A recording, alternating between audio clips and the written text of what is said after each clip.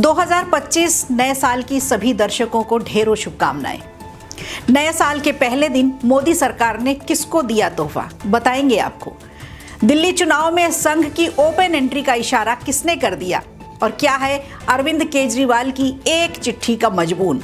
आखिर क्यों पूछे केजरीवाल ने भागवत से सवाल। और जंगपुरा की जंग में मनीष सिसोदिया ने 52 पत्ते में से किसको बनाया तुरुप का पत्ता, जानेंगे विस्तार से। नमस्कार, खबर प्रधान शो देख रहे हैं आप और मैं हूं संगीता श्रीवास्तव।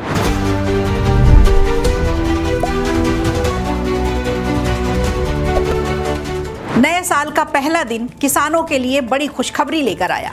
केंद्र सरकार ने नए साल पर किसानों को बड़ा तोहफा दिया है और इसी के तहत केंद्रीय मंत्री अश्विनी वैष्णव ने कहा है डीएपी उर्वरक के लिए 3,850 करोड़ रुपए तक के एक मुश्त विशेष पैकेज को मोदी कैबिनेट ने मंजूरी दे दी है।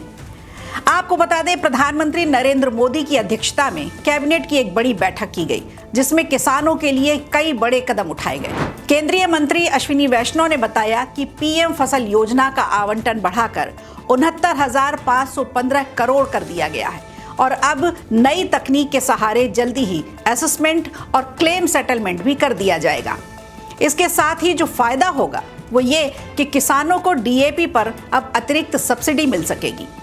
इसके अलावा किसानों को डीएपी 1,350 रुपए प्रति 50 किलो के बैग पर ही मिलती रहेगी। जो अतिरिक्त भार आएगा उसे सरकार वहन करेगी।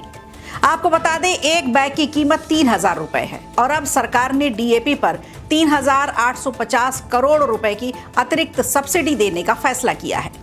हालांकि अंतर्राष्ट्रीय बाजार में डीएपी की कीमतों में उतार चढ़ाव चलता रहता है, लेकिन इसका भारत के किसानों पर अब कोई असर नहीं होगा।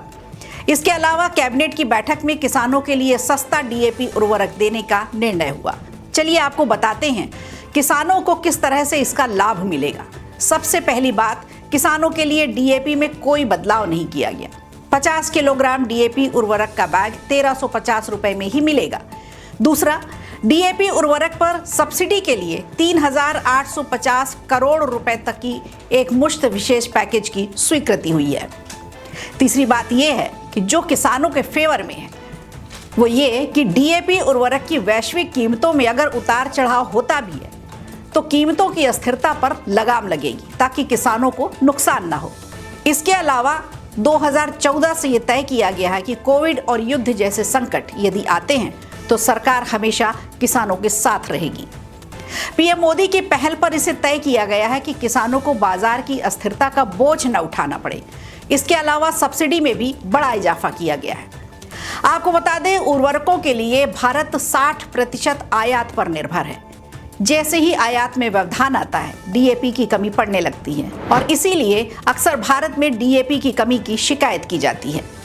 डीएपी के लिए लगभग 30% कच्चा माल जॉर्डन से आता है और देखा जाए तो इस समय कई देश युद्ध की आग में झुलस रहे हैं जिसका सीधा असर आयात पर पड़ता है।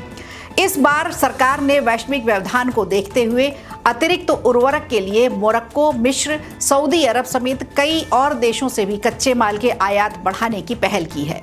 इसके अलावा घरेलू स्तर पर काला बाजारी को रोकने के लिए कृषि मंत्रालय ने सभी राज्यों के साथ बातचीत को आगे बढ़ाया है ताकि किसानों को पर्याप्त डीएपी समय से उपलब्ध कराया जा सके। तो ये था किसानों के लिए नए साल पर सरकार का तोहफा।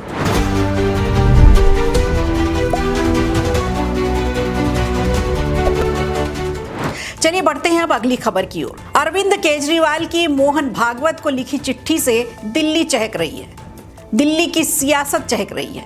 आपको बता दें, अरविंद केजरीवाल ने भाजपा की शिकायत संघ से कुछ इस तरह से की है जैसे क्लासरूम में कोई बच्चा किसी स्टूडेंट की शिकायत हेडमास्टर से कर रहा हो। बस फर्क इतना है कि इन शिकायतों को सवाल का नाम दिया गया है। शिकायतों की लिस्ट लंबी है, लेकिन इन शिकायतों के पीछे क्या है रणनीति, क्या है केजरीवाल का एजेंडा, आइए चिट्ठी के मजमून को समझने की कोशिश करते हैं। केजरीवाल ने संघ प्रमुख मोहन भागवत से चंद सवाल पूछे हैं। उनका पहला सवाल है, बीजेपी ने पिछले कुछ दिनों में आम आदमी पार्टी के नेताओं के साथ जो सुलूक किया, क्या आरएसएस उसका समर्थन करती है? दरअसल केजरीवाल ने इस सवाल से अपनी गिरफ्तारी को अत्याचार बताया है। आपके तमाम बड़े नेता जेल पहुंच गए, चाहे वो मनीष सिसोदिया हो, संजय सिंह हो, कविता हो या सत्येंद्र कुमार जैन। इन पर सीबीआई और ईडी की कार्रवाई हुई। ये सवाल आरएसएस से पूछा गया है, क्या ये सही है और क्या आरएसएस इसका समर्थन करेगी? तो ये सवाल तो आरएसएस से पूछा गया, लेकिन निशाना बीजेपी रही। और मजे की बात यह है कि इसका जवाब दिल्ली की जनता देगी। तो फिर मोहन भागवत से ही सवाल क्यों, जिसका जवाब मांगने की कोशिश की है अरविंद केजरीवाल ने। अब इसे दिल्ली चुनाव से इंटरकनेक्ट करें तो समझ में आता है कि अरविंद केजरीवाल को अपनी गिरफ्तारी वाला मुद्दा उठाने के लिए इससे बेहतरीन और क्रिएटिव तरीका नहीं मिल सकता था, क्योंकि जब भी केजरीवाल इस मुद्दे को कहीं और उठाते थे तो इस पर भाजपा पलटवार कर देती थी। लेकिन अगर अब भाजपा ने पलटवार किया तो उसका असर ये होगा कि लोग ये मान लेंगे कि आरएसएस खुले तौर पर भाजपा का समर्थन करती है। अब चलते हैं दूसरे सवाल की ओर जो केजरीवाल ने संघ प्रमुख से पूछा है। केजरीवाल अगला सवाल देते हैं कि बीजेपी के नेता खुलकर पैसे बांट रहे हैं, क्या आरएसएस वोट खरीदने का समर्थन करती है? इस सवाल को अगर गौर से देखें तो समझ में आता है कि यह सवाल आतिशी का है, ना कि केजरीवाल का। केजरीवाल ने इसे बड़े ही अच्छे तरीके से कॉपी पेस्ट करके लेटर में डाल दिया है। आपको बता दें, इससे पहले भी सीएम आतिशी ने आरोप लगाया था कि भाजपा ने चुनाव से पहले पैसे बांटने के लिए प्रवेश वर्मा के घर पर करोड़ों रुपए का कैश रखा हुआ था। खबर को खूब हवा भी दी गई, लेकिन आम आदमी पार्टी इस मुद्दे को मजबूत करने में असफल रही। साथ में आतिशी ने एक फोटो भी दिखाया जिसमें यह दावा किया गया कि प्रवेश वर्मा ने महिलाओं को दिल्ली का वोटर आईडी कार्ड देकर पैसे बांटे हैं। केजरीवाल ने इस सवाल का जिक्र करते हुए दोबारा से दिल्ली की सियासत में भाजपा पर मनी पॉलिटिक्स का गंभीर आरोप लगाया। इसके अलावा भी केजरीवाल ने दो और सवाल उठाए, वो भी हम आपको बताते हैं। और ये कि बड़े स्तर पर दलित पूर्वांचली के वोट काटे जा रहे हैं। ये शिकायत केजरीवाल की संघ प्रमुख से। क्या आरएसएस को लगता है कि ये जनतंत्र के लिए सही है? और क्या आरएसएस को नहीं लगता कि बीजेपी जनतंत्र को कमजोर कर रही है? अगर दिल्ली के वोटर्स की बात करें तो दिल्ली में सबसे ज्यादा आबादी पूर्वांचलों की है।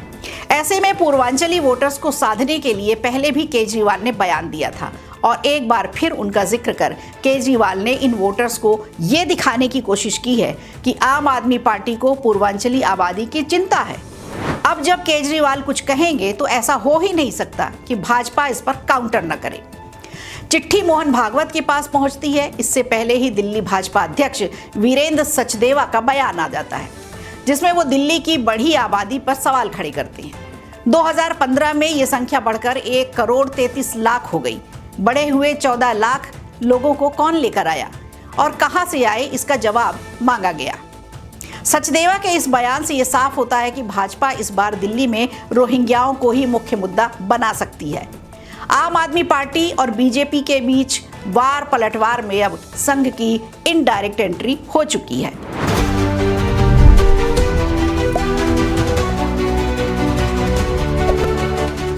चलिए बढ़ते हैं अगली खबर की ओर। दिल्ली चुनाव के लिए सियासत की शतरंज बिछ चुकी है।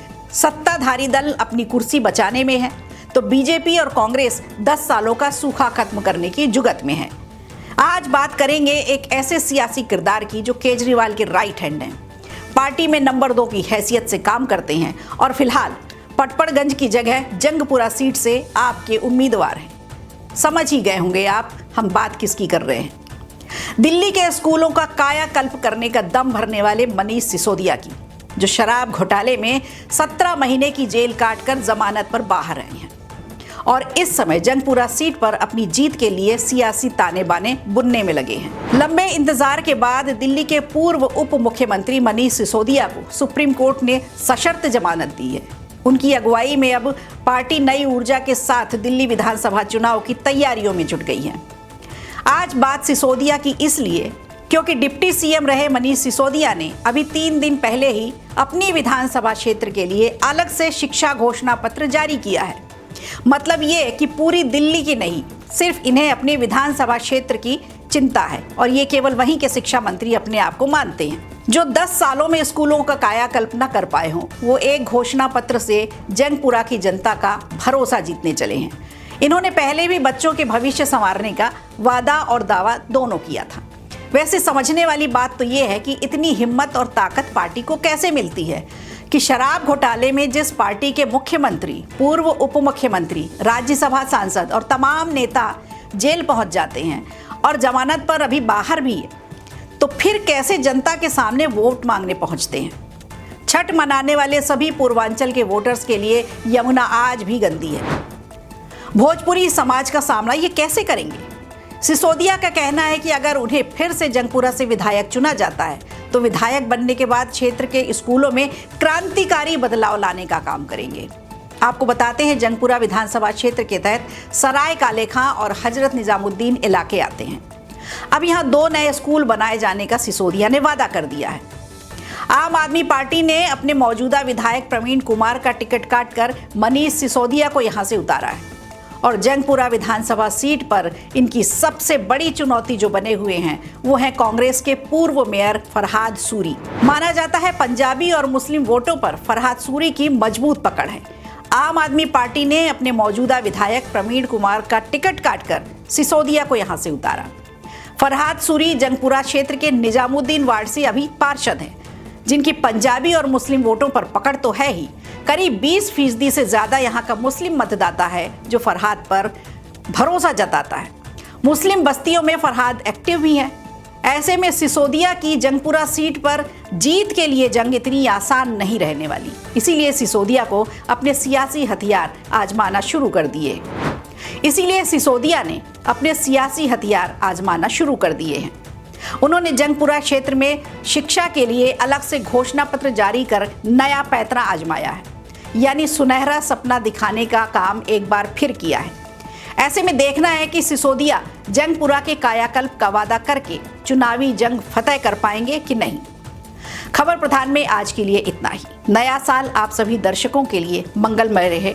2025 आपके लिए सुखद और सफल रहे। आपकी राय और आपका सहयोग हमें हौसला देता है। अब दीजिए इजाजत। नमस्कार। वीडियो अच्छा लगा हो तो लाइक कीजिए, शेयर कीजिए और कमेंट बॉक्स में हमें ज़रूर बताइए।